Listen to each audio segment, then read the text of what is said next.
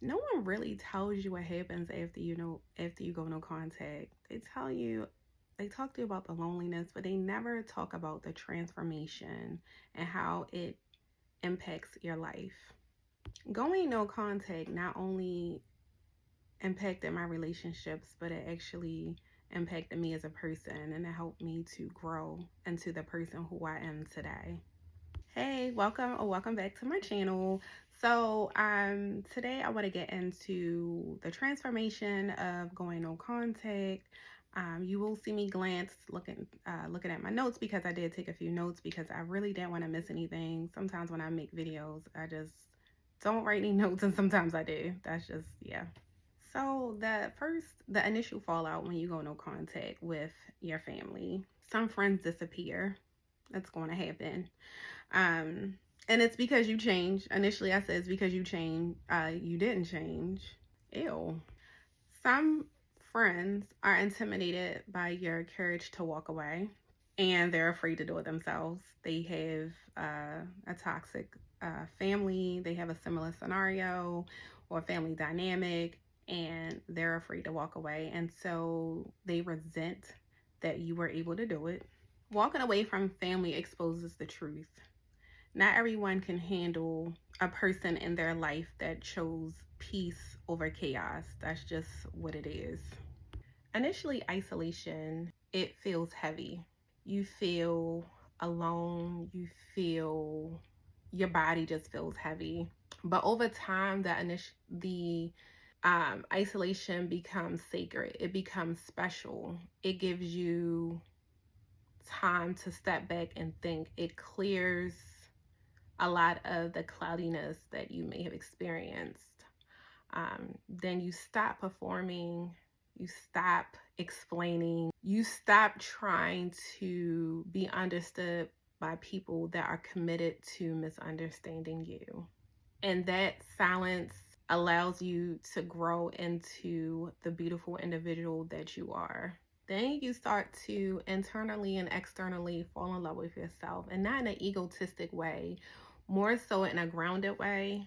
You no longer seek external validation because you can finally and clearly see yourself for who you actually are.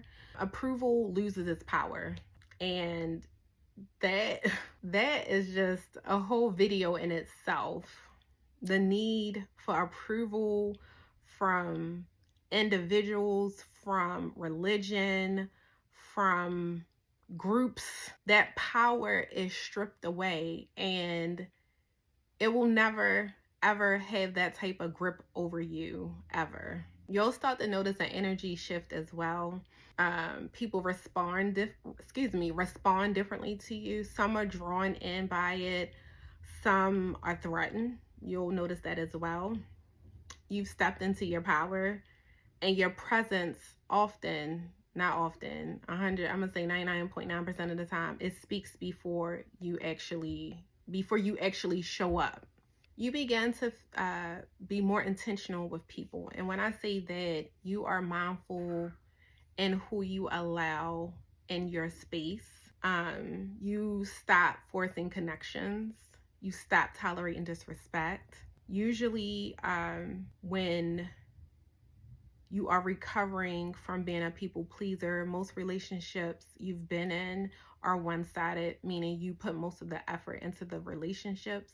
This is on a platonic level. This is on all levels, not just romantically. You will just allow what's supposed to happen to happen. In the same breath, you do not allow any type of disrespect. You have clear boundaries. There's a clear line in the sand. I was having a conversation with an individual, and this person, we were talking about relationships, and I mentioned to her, I don't want to be in a relationship. I'm at peace with where I am. And her response was, "You must have been hurt really bad if you don't want to date." And this person is in a relationship, and that's all well and good. And then I realized something in that moment, that choosing peace is often mistaken for being broken. So the matter of the fact is, I am not avoiding connection, but I'm intentionally choosing me. I'm choosing peace. being in a relationship where you betray yourself is not an option for me. I've done that with family, I've done that with friends, and I've done it with romantic partners. And that's something that I am choosing to not do on any type of level. So when you're transitioning or healing, you start to become indifferent. And this does not mean heartless. This does not mean cold and callous. You begin to remove emotional attachment to people, individuals, scenarios. You begin to apply it to your everyday life. So you release attachment to people, not out of bitterness, but out of clarity. You stop chasing connection in places where love was always and will continue to be conditional. You start seeing society different. Work, religion, social structures. Your lens is a lot different based on what you are learning as this new person. Much of it is built off of narcissism, performance, control, hierarchy, and never being enough. Like being on a hamster wheel is what I always like to say. It's like you're running and running and running, but you're not going anywhere. No matter how hard you try, the goalpost keeps moving, and it'll continue to move, and then that's when it all like clicks. The biggest shift is trusting your intuition. You don't second guess yourself anymore. You don't need permission. You just do what needs to be done. You do it without approval from an audience. You do it because you trust yourself. Because when you've survived walking away from everything that hurts you, you learn that you are capable of protecting yourself and loving yourself and taking care of yourself the way that you want to be taken care of. So I leave you with this. Going no contact does not make you heartless. It makes you honest. It makes you who you are.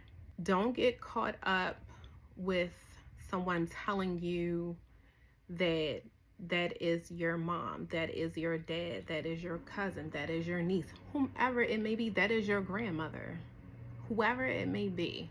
Going no contact is a form of self-preservation. You're preserving yourself, because when you are around these people, it can do long-term mental harm and physical harm. So going no contact is courageous. You are courageous. You are loved. You are loving yourself, and you are accepting yourself. Let me know what you all think in the comments. What have your experiences been? How long have you been no contact? Whatever you feel that you want to share. And with that being said, be well and take care. Bye.